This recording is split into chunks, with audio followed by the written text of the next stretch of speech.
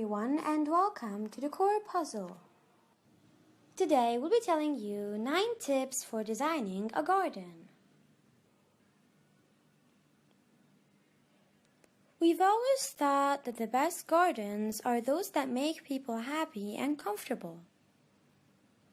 Sure, great gardens look good, but they have to feel good too. The gardens we admire most are relaxing, easy to move through, and not too hard to maintain. Paths and structures must be simple to navigate, while the plants selected must provide interest and serve a function without being bullies or prima donnas. Here are 9 practical tips that have helped people create enjoyable and livable gardens. Number 1. Give a wide berth. Make sure your pathways are wide enough for comfortable passage. Nobody enjoys squeezing through narrow spaces, indoors or out. Main thoroughfares should be wide enough for at least 2 people to walk side by side, not less than 5 feet. For secondary paths where people walk single file, the width should be at least 3 feet. Keep in mind that the taller the plantings or structures that flank your walkway, the wider the path needs to be. Tall boundaries make any space feel more restricted. Number 2. Watch your steps. Outdoor steps and stairways should ascend gently.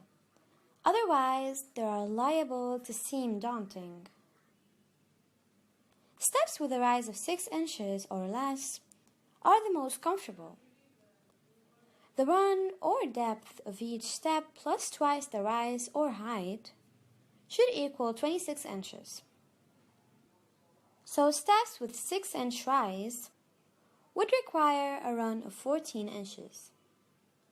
If your garden stairways include more than 10 steps, consider landings after every 5 or 6 steps to ease progress. Landings should be at least as deep as the stairs are wide. A generous landing is an absolute necessity wherever a stairway changes direction. Number 3. Plenty of elbow room. Patios and decks are perfect spaces for outdoor entertaining. Plan for enough room to accommodate dining and mingling.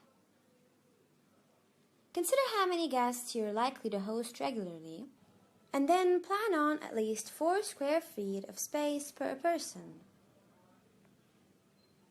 Outdoor dining means outdoor furniture, so try to leave a 3-foot wide perimeter of open space around any furniture grouping to allow for comfortable circulation. Number 4. Steady on your feet. Be certain that any paving provides secure footing. Avoid slick surfaces or loosely set pavers that wobble. Paving materials like polished granite or smooth outdoor tile may not offer enough traction in rainy and wintry climates.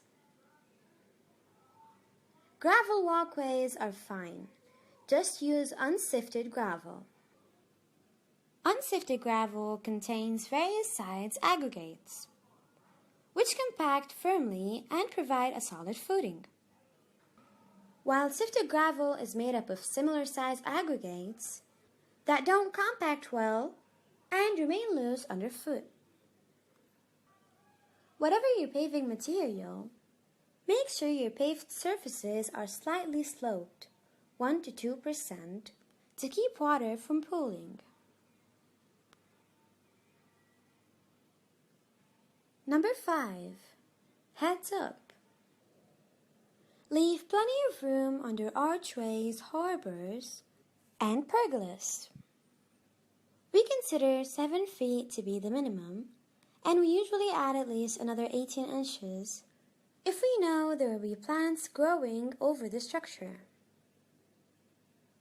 This may sound high, but outdoor structures tend to look smaller than they would if they were indoors. Plus, it's better to be safe than sorry, and to avoid butting heads with a climbing rose or wisteria. Posts for arches and pergolas should be set at least a few inches outside the pathways that run through them to allow adequate elbow room. Number 6. Plan for growth. Give your plants room to grow.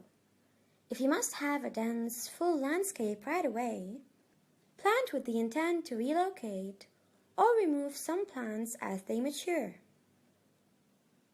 You can also plant quick-growing, short-lived filler plants to temporarily bulk up your plantings. Some of our favorites include delphiniums, tall verbena, butterfly bush, and golden tree mallow. Just keep track of which ones are prophylactic self-sowers, like tall verbena, to prevent fillers from taking over. Number 7. Keep your distance. Place any plants more than 30 to 36 inches tall and at least 2 to 3 feet back from walkway and patio hedges. Otherwise, these spaces may feel unduly cramped and crowded. While you're at it, try to keep thorny plants like roses or pungent plants like crown imperials away from high-traffic areas. If you want to plant a rose on an arch or pergola over a walkway, consider thornless, fragrant old golden roses such as rain day violets. Number 8. Turf has its place. A lawn can be costly and labor-intensive to maintain, but no other surface is quite so yielding, so comfortable for lounging, or so resilient and forgiving for play. Nor can any planting take the kind of foot traffic that lawns regularly endure. Indeed, turf is a special garden feature, so use it wisely. Don't waste the effort of keeping a lawn where low-maintenance paving or plants might serve just as well. But don't skimp on the grass for areas where you'll enjoy it. A sweep of green grass can also be the perfect counterbalance to bountiful beds and borders. Number 9. Look beyond the bloom. While flowers are a highly attractive attribute, many plants offer more than just blooms. Look past the flowers and use foliage, fruit, and bark for year-long color, form, and texture. Spring and summer may be showtime for flowers, but autumn belongs to the turning leaves of oak leaf hydrangeas and the fruiting branches of winter berries. Likewise, winter raises the curtain on the stems of red-twig dogwoods and the glorious bark of paperbark maple. By choosing plants with multiple ornamental assets, you will extend your garden's seasonal appeal. If you found this video helpful, don't forget to like it and subscribe for more ideas on how you can elevate your house. Thank you for watching and goodbye. Hello everyone and welcome to Decor Puzzle. Today we'll be telling you 9 tips for designing a garden. We've always